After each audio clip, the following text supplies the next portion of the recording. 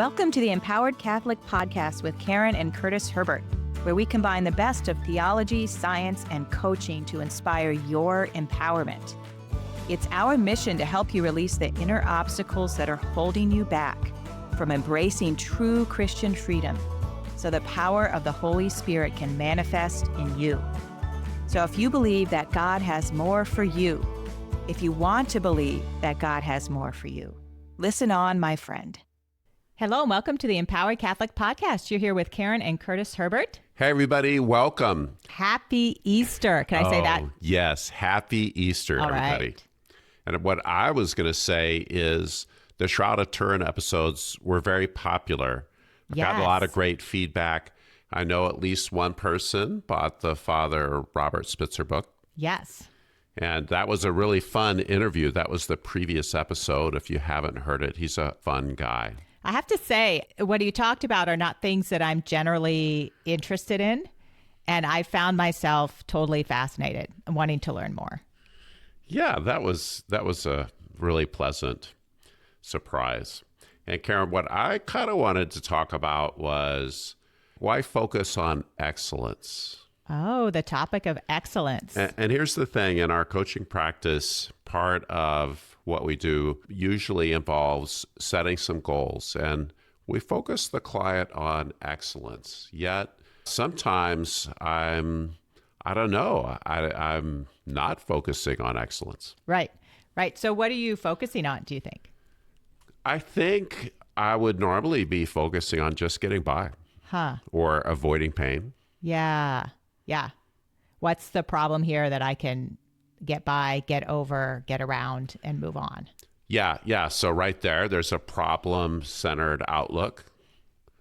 It's a problem. Okay, how can I avoid it? Yeah, how can I fix the problem versus... So this is reminding me of something we talk about really with all our clients, and we just talked about it in our empowerment weekend, which is the move away versus the move toward orientation. Is this an okay time to talk about it? Yeah, I think it makes sense. Okay.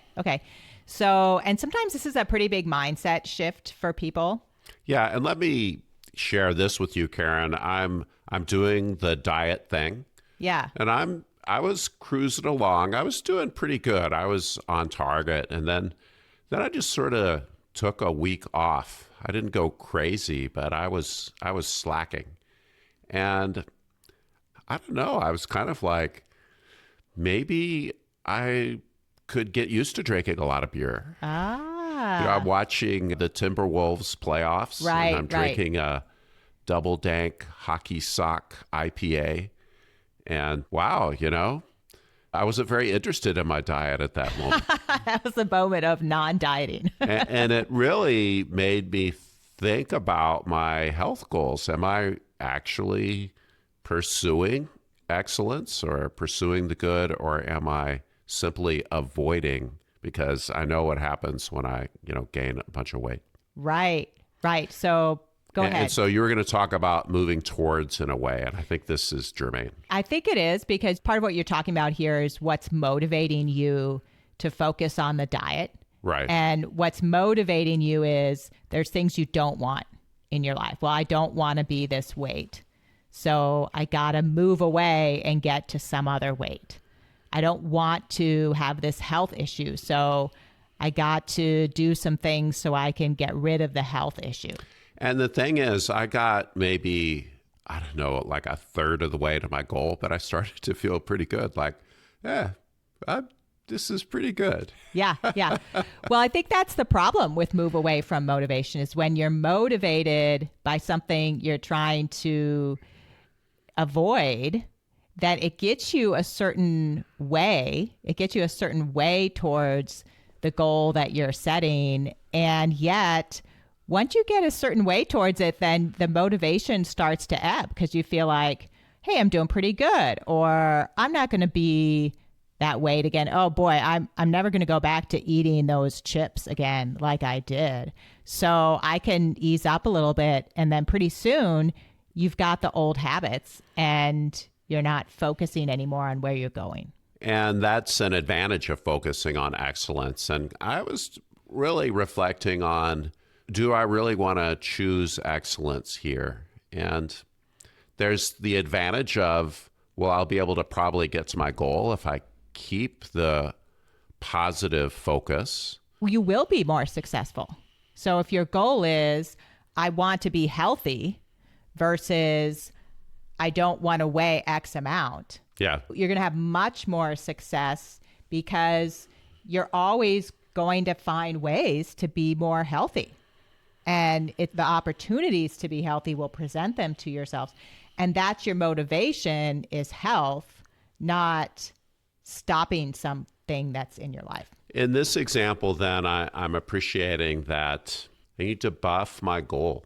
I need to dig into a little bit of the details and really think about and visualize and do all those things that are going to help me appreciate how attractive that goal is and all the things that it's going to do for me. And boy, look at all the progress I made. I mean, I don't want to go backwards. Right, right. And I think people underestimate motivation. A lot of times we're thinking about this thing we want to do or we think we have to do, and it's kind of like, well, just get myself together and do the thing. It's self-discipline, or it's whipping myself into shape, or it's making myself doing something. Whereas things are much more easy and you're much more successful when you manage a focus of motivation that is positive. Well, that's right. So motivation is the motivation monkey. Yeah. Or it's that unreliable friend you had in college that would just show up sometimes. And so as a monkey, it comes and hangs out with you for a while, then it gets distracted and it runs away. Yet if we're on the towards goal, if we have this excellence that's in mind, then we're going to come back around to it and get back on focus again, but not so much for the avoidance goal. Yeah. Yeah. So if you've got the positive, motivated move towards a goal, then you can have the one night where you sit down and have the beer and watch the Timberwolves, but you're not going to sink back into some habit of doing that. Or maybe you never did that, but you're going to be able to bounce back with resilience because you've still got that, oh yeah, this is what I want. I'm going to get back on track. And Karen, the move towards goals, which is going to be a goal of something very good, a goal of excellence.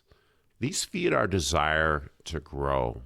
Now, the thing is, growth means change, and we don't like change. We resist change. Yeah. Yet, if we don't grow, we become hemmed in and constrained. The human spirit wants to live large. And a lot of Christian life is helping ourselves understand what living large actually means.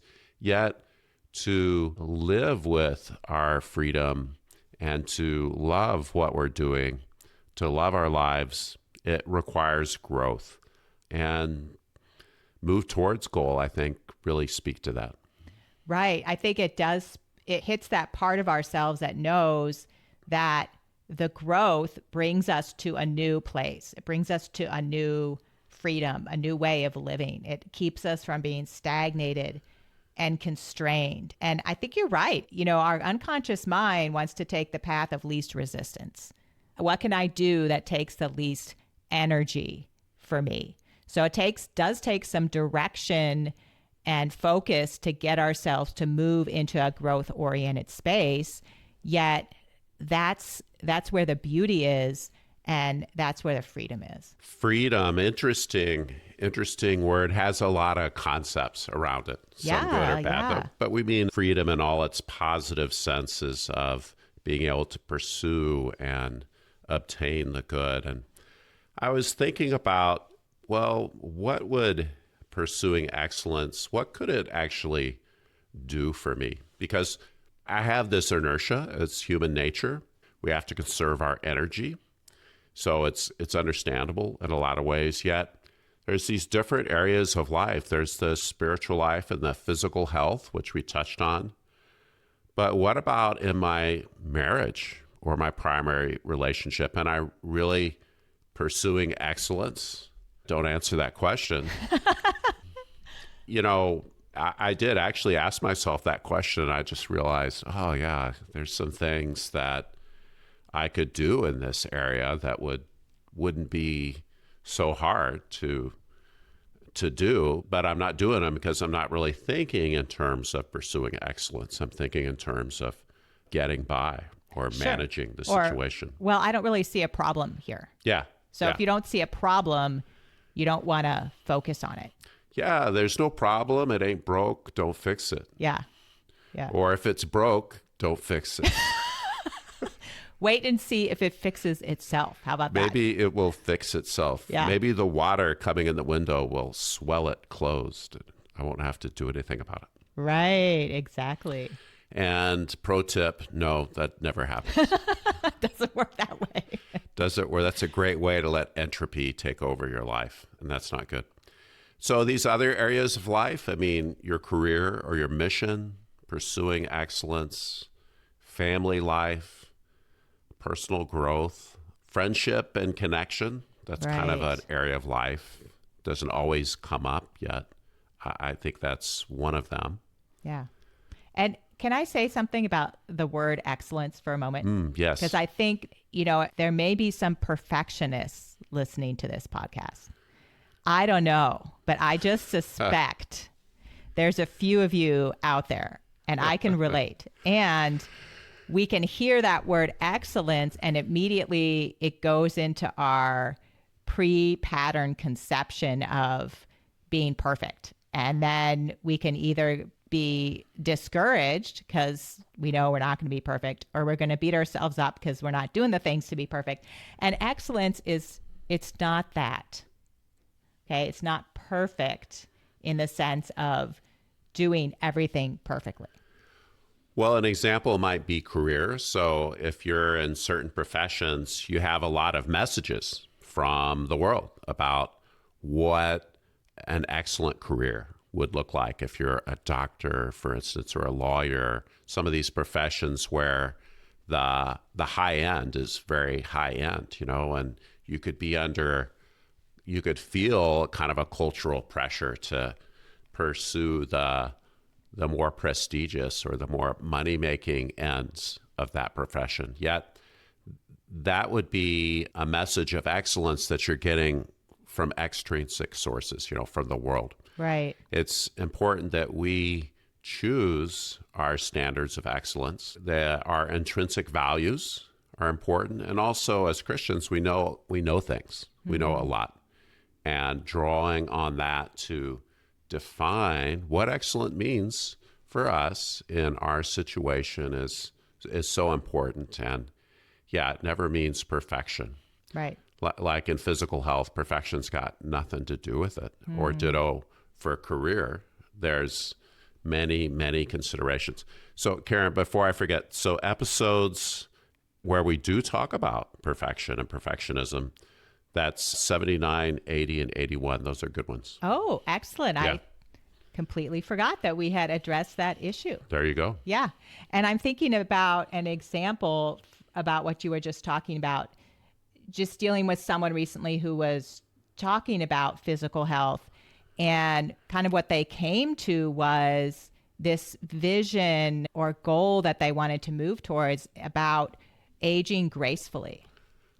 And their vision of excellence really had to do with aging in a graceful way and doing the things that would allow them to enter into that, which is a beautiful vision. And it's not going to be what the world would say as the perfect image of physical health. That's a powerful vision. I really like that. Isn't it beautiful? And another practical reason to pursue excellence in these areas of life is that, hey, if you aim high and you fall a little short, well, you're still doing pretty good. Yes. C.S. Lewis calls it the cathedral principle. Really? Yeah. If you're trying to build a building for heaven, you get a cathedral. If you're trying to build something really awesome, you get a sports stadium. Yeah. I've never heard that before. Yeah, the cathedral principle, to aim for heaven. So aiming for excellence is good. And if you're just trying to get by, well, if your efforts really aren't getting you there, then you're not getting by. Right. And that's a bummer. That actually makes me think of the importance of asking God to help me create my vision of excellence versus drawing from all these other things that might be just fine in terms of how I think about it, but not what I'm actually supposed to be aiming for. Because the excellence of heaven is not always crystal clear right away. I think we have to do a little work to work with God and get that vision that's really where we're meant to be going. Yeah, after all, it's all about what is it that I'm really being called to? What is my collaboration with God? What am I being invited into? Yeah. So here's something, Curtis, I just thought of that might be a little exercise our listeners could do in this area. Can I throw that in here? Exercise? Well, yeah, not that kind of exercise. But I think I would challenge our listeners to consider the goals they have perhaps in a certain area of life. And just think about, is this really a goal of excellence? Is this an excellence-oriented goal? Is it a positive move towards goal? Does it give me a vision of stepping into some freedom and beauty? And is it motivating to me? Do I hold it out there as my vision and makes me want to move toward it and take the actions that are needed? Will it help me do what's needed to get there? How is this goal worded? How do I think about it? Is it going to make me strive for excellence? Karen, I want to pick up on what you said, freedom and beauty. These are marks of God. Yeah. The freedom and the beauty of an amazing, what is beauty? It's so many things, but you look at the gold in this case and you go, wow, that's beautiful. Then, yeah, maybe we're getting there. Right. In our pursuit of excellence. Right. Great. Well, thank you, Curtis, for a lovely conversation. I'll just let our listeners know we had a really phenomenal empowerment weekend. It was full of motivation and transformation. We'll be having some more coming up this year, so head over to our website, empoweredcatholics.com, to find out more dates and learn how to work with us. Thank you for being here with us this week. Visit our website at empoweredcatholics.com to learn more about us. And remember, as Pope Francis says, God comes to break open everything that keeps you closed in.